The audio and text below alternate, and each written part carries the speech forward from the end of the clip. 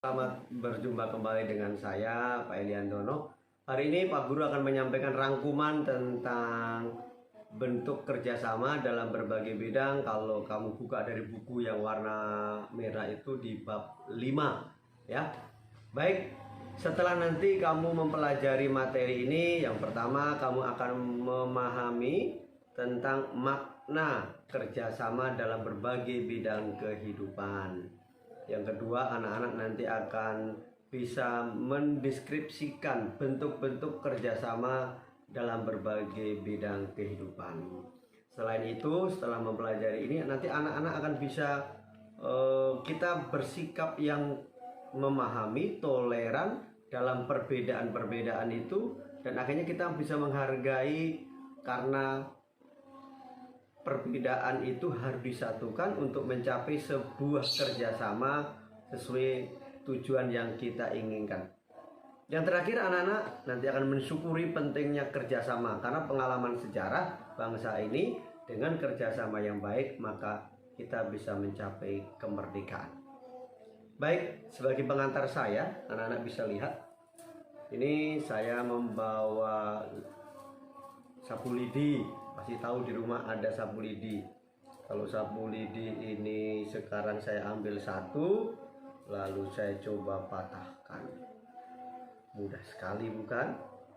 Lalu apabila sapu lidi itu dijadikan satu dari yang kecil besar menjadi satu, lalu kita coba patahkan, itu sangat sulit. Ini satu pesan untuk kita bahwasanya kita ini kan berbeda-beda. Kita ini kan satu dengan yang lain tidak menyatu. Tetapi setelah kita bersatu, maka kita menjadi kuat. Hal itu dibuktikan pada saat kita berjuang bersama, melewati lintas batas suku, adat, ras, golongan, kita menjadi satu sehingga kita bisa mencapai kemerdekaan.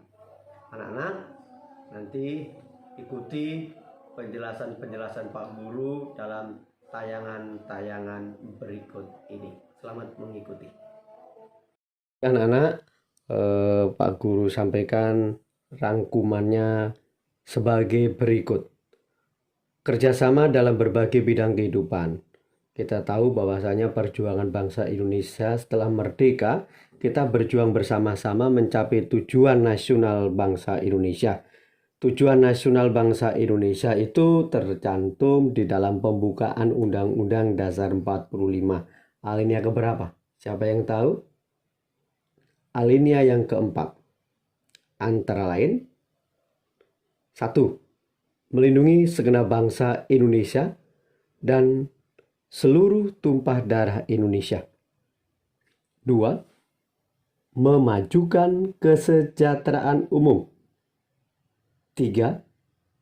Mencerdaskan kehidupan bangsa. 4.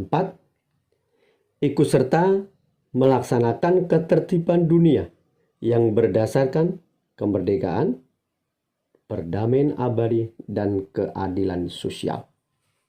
Itu tujuan nasional negara kita.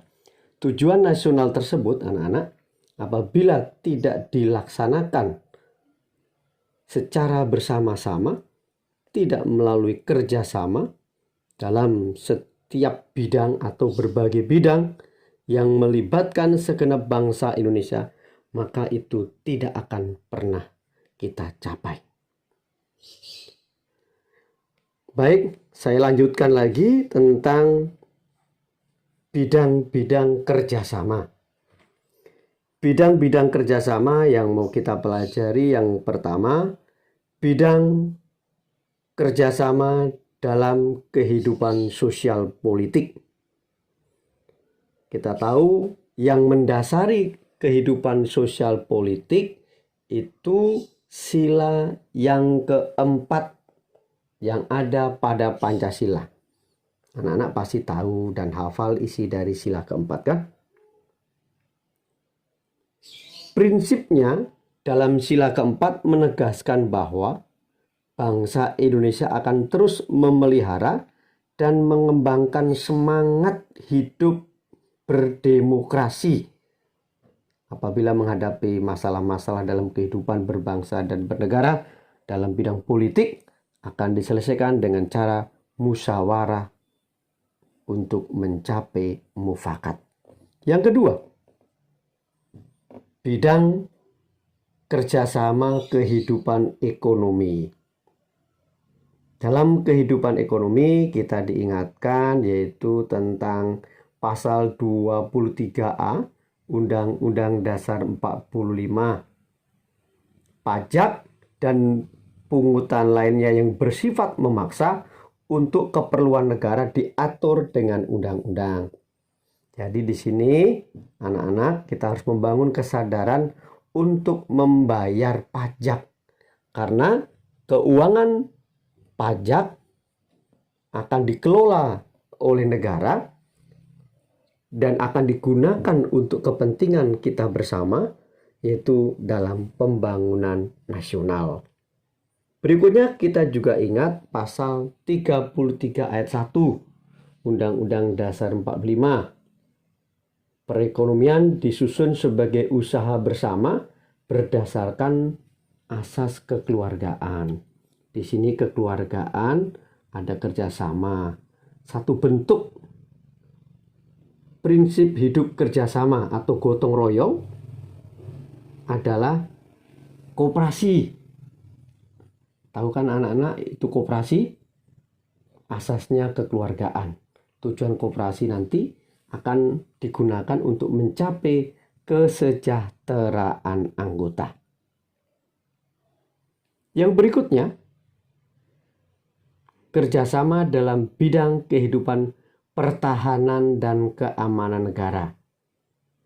Ini ditegaskan kita sebagai bangsa Indonesia, kalian sebagai pelajar, pada pasal 30 ayat 1 Undang-Undang Dasar 1945 menyebutkan bahwa tiap-tiap warga negara berhak dan wajib ikut serta dalam usaha pertahanan dan keamanan negara. Selain itu, ada juga pada pasal 27A ayat 3 menyebutkan setiap warga negara berhak dan wajib ikut serta dalam upaya pembelaan negara. Jadi, mari kita secara bersama-sama, bekerja sama, bergotong royong untuk pada saat ini mempertahankan kemerdekaan negara kita, atau kita itu ambil bagian dalam usaha membela negara. Berikutnya, kerjasama antar umat beragama. Pada pasal 29 Undang-Undang Dasar 45 berbunyi, negara menjamin kemerdekaan tiap penduduk untuk memeluk agama masing-masing dan beribadah menurut agama dan kepercayaan. Tentunya anak-anak sudah tahu kan berapa agama yang diakui disahkan oleh negara kita.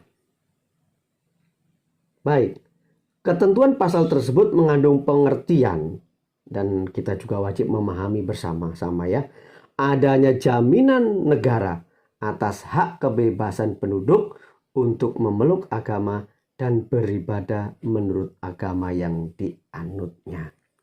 Di sini dalam praktek kehidupan, anak-anak betul-betul harus terapkan kerjasama antar umat beragama. Ambil contoh, saling menghormati umat seagama kita, dan juga dengan orang yang berbeda agama. Saling menghormati lembaga keagamaan yang berbeda-beda, misalnya yang Islam, yang Katolik, yang Kristen, dan sebagainya. Berikutnya, sikap saling menghormati hak dan kewajiban umat beragama. Hak dan kewajiban umat beragama masing-masing kita harus menghormatinya. Baik, anak-anak, perilaku hidup betul-betul harus tertanam di dalam diri kita, di setiap langkah hidup kita, di mana kita berada, sehingga kita bisa membangun kerjasama atau gotong royong untuk kepentingan pembangunan bangsa Indonesia. Sekian dulu, nanti Pak Guru akan lanjutkan. Nah, saya lanjutkan materi kita berikutnya. Arti penting kerjasama dalam berbagai bidang kehidupan. Arti penting kerjasama dalam berbagai bidang kehidupan. Yang pertama, memperkuat persatuan dan kesatuan bangsa. Yang kedua, mempererat persaudaraan dan kebersamaan. Yang ketiga, mendorong timbulnya semangat gotong royong dan kekeluargaan. Yang keempat, menjadikan pekerjaan yang berat menjadi ringan dan cepat selesai. Yang kelima, meningkatkan efektivitas dan efisiensi dalam bekerja.